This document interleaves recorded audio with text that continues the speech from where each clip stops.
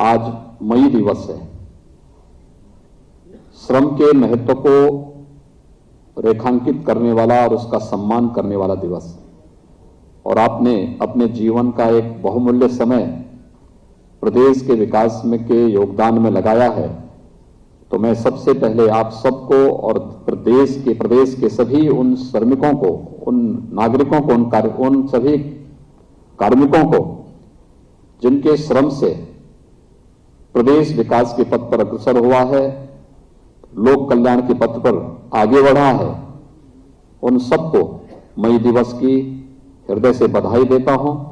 और आज इस अवसर पर यहां पर उत्तर प्रदेश शासन के द्वारा ई पेंशन पोर्टल का शुभारंभ भी किया जा रहा है, जिससे प्रदेश के 11.5 लाख कार्मिक सीधे सीधे लाभान्वित होंगे। मैं इस अवसर पर आप सबको हृदय से बधाई देता हूं, आप सबके प्रति अपनी शुभकामनाएं भी देता हूं। वित्त विभाग ने चिंता की, अपर मुख्य सचिव वित्त और उनकी टीम ने पोर्टल विकसित किया और आज प्रदेश के लाखों कार्मिकों के जीवन में एक परिवर्तन लाने वाला एक ऐसा अवसर हम सबके सामने है। आपने देखा होगा 31 मार्च को जो लोग रिटायर हुए, ऐसे 1220 कार्मिकों का भुगतान उनके खाते में सीधे ऑनलाइन चला गया है। आने वाले समय में किसी भी रिटायर होने वाले कर्मचारी को कहीं भी परेशान होने की आवश्यकता नहीं। 6 महीने पहले रजिस्ट्रेशन करना है और रजिस्ट्रेशन करने के बाद डीडीओ इस प्रक्रिया को आगे बढ़ा करके 30 दिन के अंदर पूरी जानकारी जो भी उन्हें लेना है वो जानकारी लेगा।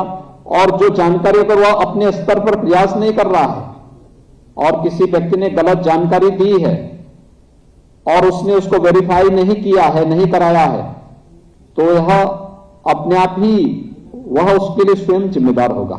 ये उसकी जिम्मेदारी हो जाएगी कि वह इस बात को तय कर ले कि कोई भी इसमें गलत न हो। डीडीओ के बाद पीपीओ के पास वो कार्रवाई के लिए जाएगा, पीपीओ के बाद फिर पेंशन 3 महीने पहले आपके पास आ जाएगा कि आपके पेंशन के कागज अब हो चुके हैं।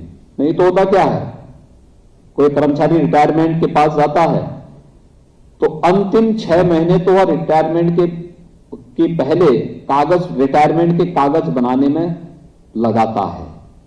रिटायरमेंट के ये कागज बनाना, वो कागज बनाना, और क्योंकि उसको भी बुरा इसलिए नहीं लगता क्योंकि उसने बहुत सारे लोगों को परेशान किया होगा पूर्व में, जाने अनजाने में ही सही, इसलिए। लेकिन मुझे लगता है कि बहुत सारे लोग सचमुच पीड़ित रहते हैं क्योंकि उसने तो कोई गलती नहीं की, वो तो अपना सामान्य अपने कार्य के साथ जोड़ रहा है, अपना काम कर रहा है, लेकिन अनावश्यक कार्यालयों का चक्कर लगाना, जिस कार्यालय में कल तक वो बॉस था आज वहां लाइन पे खड़ा हो रखा है, कैसी स्थिति होगी उसकी। आपकी इस पूरी परेशानी को समाधान करने का एक माध्यम बनाया है यहां पर वित्त विभाग ने।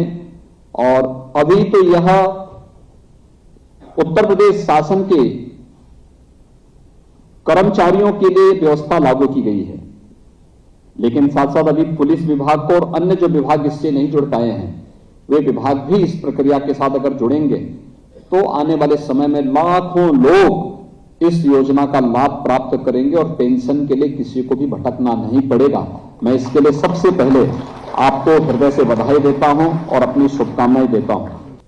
इसके अलावा और भी अन्य तमाम प्रकार की उन उपलब्धियों से भरा हुआ यह एक सुविधा आज प्रदेश के अंदर उपलब्ध कराई जा रही है और उत्तर प्रदेश पहला राज्य होगा जिसने अपने पेंशन धारकों को यह सुविधा उपलब्ध करवाने की कार्रवाई किया है। इसलिए भी मैं उत्तर प्रदेश के सभी पेंशन धारकों को और जो कार्मिक आने वाले समय में पेंशन लेंगे उन सबको मैं इस अवसर पर हृदय से बधाई देता हूं, अपनी शुभकामनाएं देता हूं।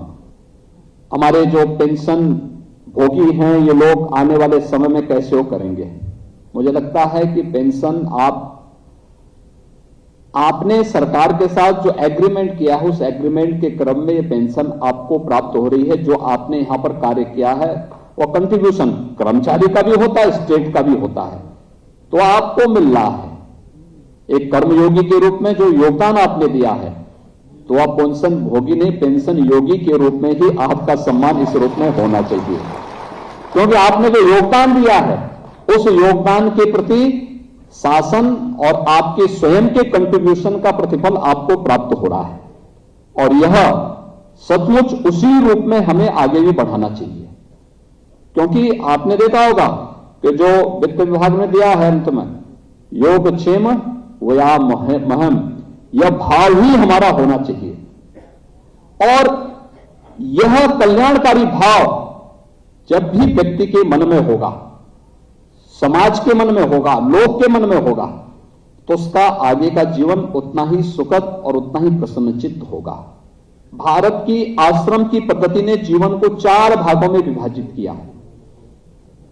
एक सबसे पहला ब्रह्मचर्य आश्रम का, यानी ब्रह्मचर्य आश्रम का मतलब व्यक्ति को जब ज्ञान की साधना में लीन होना है। 25 वर्ष तक की आयु को माना है, ठीक है। हमने बालिग की उम्र वर्तमान में 18 वर्ष की है।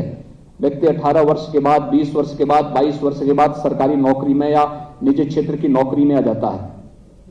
लेकिन 25 वर्ष तक की आयु ये माना गया कि व्यक्ति को सीखने जानने का एक अवसर मिलना चाहिए, उचित अवसर मिलना चाहिए, जिससे वह समाज पर निर्भर होकर के स्वयं के लिए लेता है। लेकिन 25 वर्ष के बाद फिर 25 से 50 वर्ष का आश्रम एक सदगृहस्थ की दृष्टि से गृहस्थ आश्रम के लिए होता है। गृहस्थ आश्रम का मतलब उसने 25 वर्ष समाज से लिए हैं, समाज के योगदान से आगे बढ़ा है।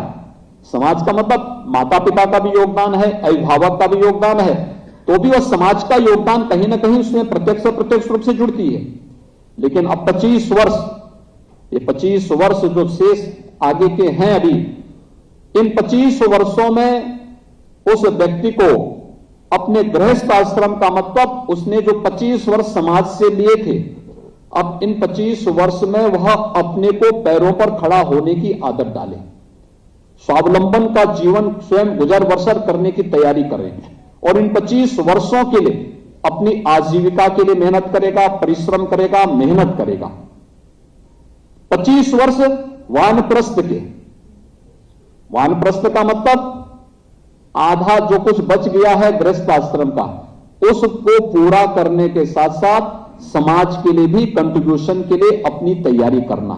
जैसे 25 साल आपके ब्रह्मचर्य आश्रम के बताए, ज्ञान अर्जन के बताए गए हैं, उन 25 वर्ष आप ज्ञान अर्जन में ही नहीं लगाते। अब 20 से दिनचर्या शुरू करते हैं, 18 वर्ष की उम्र में ही शुरू कर देता है, कोई 20 साल में, कोई 22 साल में, कोई 23 साल में, तो वह इधर भी उसने कुछ बोनस में उसने लेना शुरू कर दिया गृहस्थ आश्रम का। अभी से वह स्वावलंबन की ओर अग्रसर हो रहा है। तो ऐसे ही वानप्रस्थ का होता है, गृहस्थ आश्रम का बचे हुए कार्यों को भी हम संपादित करने के साथ साथ समाज पर आश्रित होने का, समाज पर आश्रित नहीं बल्कि समाज को भी खड़ा करने के लिए हम आगे बढ़ते हैं। आपका यह समय पूरी तरह वानप्रस्थ का होगा, सीनियर सिटीजन्स का यह समय वानप्रस्थ का होता है। अपने पारिवारिक दायित्व का निर्वहन करते हुए भी हम समाज के लिए भी कुछ योगदान दे सके। कोई गांव में गरीब कल्याण के क्षेत्र में दे सकता है, शासन की योजनाओं से आप जुड़े रहे हैं तो शासन की योजनाओं का लाभ गांव के लोगों को भी उपलब्ध करवाने में अपना योगदान दे सकते हैं, मोहल्ले के लोगों को दे सकते हैं, स्वच्छ भारत अभियान के साथ जुड़ सकते हैं, या जल संरक्षण के क्षेत्र में कार्य के साथ जुड़ सकते हैं, बेटी बचाओ बेटी पढ़ाओ के साथ हम जुड़ सकते हैं, शासन की विभिन्न योजनाओं का लाभ देने में भी हम अपना योगदान दे सकते हैं। और फिर शेष जीवन के 25 वर्ष, अगर एक व्यक्ति 100 साल जीता है तो शेष जीवन पूरी तरह समाज को समर्पित करते हुए कि अब मेरा अपना कुछ नहीं, जो भी होगा उस समाज के लिए होगा, और लोक के लिए समर्पित करते हुए व्यक्ति जब आगे जिएगा तो वही व्यक्ति जीवन में सफलता के रहस्यों को उद्घाटित करते हुए मोक्ष की प्राप्ति भी करेगा, मुक्ति की भी प्राप्ति करेगा। जो एक आदर्श भारतीय जीवन दर्शन का हिस्सा है। आज श्रमिक दिवस है।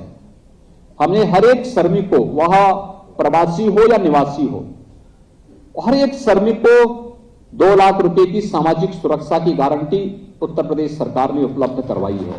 कोविड के दौरान हम लोगों ने उपलब्ध करवाई। 5 लाख रुपए का स्वास्थ्य बीमा का कवर हर एक श्रमिक को देने की कार्रवाई युद्ध स्तर पर आगे बढ़ रही है।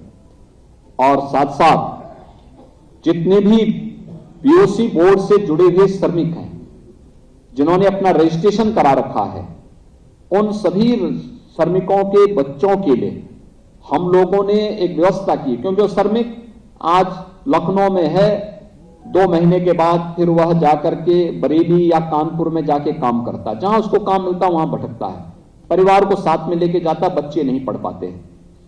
उनके बच्चों के लिए कोरोना कालखंड में जो बच्चे अनाथ हुए थे, उन बच्चों के लिए, जो बच्चे अनाथ हैं उनके लिए भी, और साथ साथ हमें उसमें जोड़ना चाहिए रेलवे स्टेशन पर, बस स्टेशन पर या इधर उधर तमाम ऐसे बच्चे भटकते हैं जिनमें प्रतिभा तो है, लेकिन उचित गाइडेंस के अभाव में उन बच्चों को पठन पाठन का कोई बेहतर माहौल न होने के नाते बाद में गलत मार्ग पर वे जाते हैं और अपराध की दुनिया में जाकर के अपनी पूरे जीवन को बर्बाद करते हैं। उन सभी के लिए हम 18 अटल आवासीय विद्यालय 18 कमिश्नरी में पहले चरण में बना रहे हैं, जिसमें उन बच्चों को बेसिक से लेकर के यानी 5वीं तक, एक पहली से 5वीं तक पढ़ाने की व्यवस्था अलग विद्यालय में, लेकिन 6ठी से लेकर के 12वीं तक आवासीय विद्यालय, रेजिडेंशियल विद्यालय, अत्याधुनिक सुविधाओं से युक्त आवासीय विद्यालय बन रहे हैं। उन विद्यालयों में उनको पढ़ाने की व्यवस्था होगी। सभी प्रकार की सुविधाएं वहां पर फ्री में सरकार के द्वारा उन्हें उपलब्ध करवाया जाएगा। और ये उत्तर प्रदेश सरकार के द्वारा प्रदेश के श्रमिकों और अनाथ बच्चों के लिए दी जाने वाली एक सुविधा है, और मुझे विश्वास है कि हमारा श्रमिक अपने श्रम से प्रदेश को विकास की एक नई ऊंचाइयों तक पहुंचाने में और प्रदेश के निर्माण में, प्रदेश के निर्माण की जिस प्रक्रिया को हम तेजी के साथ प्रधानमंत्री मोदी जी के नेतृत्व में आगे बढ़ा रहे हैं, उसको आगे बढ़ाने में अपना योगदान देगा। आप सबके प्रति मेरी शुभकामनाएं, आपके सुखद और मंगलमय जीवन की कामना करते हुए मैं आप सबको एक बार फिर से बधाई देता हूं। धन्यवाद। जय हिंद।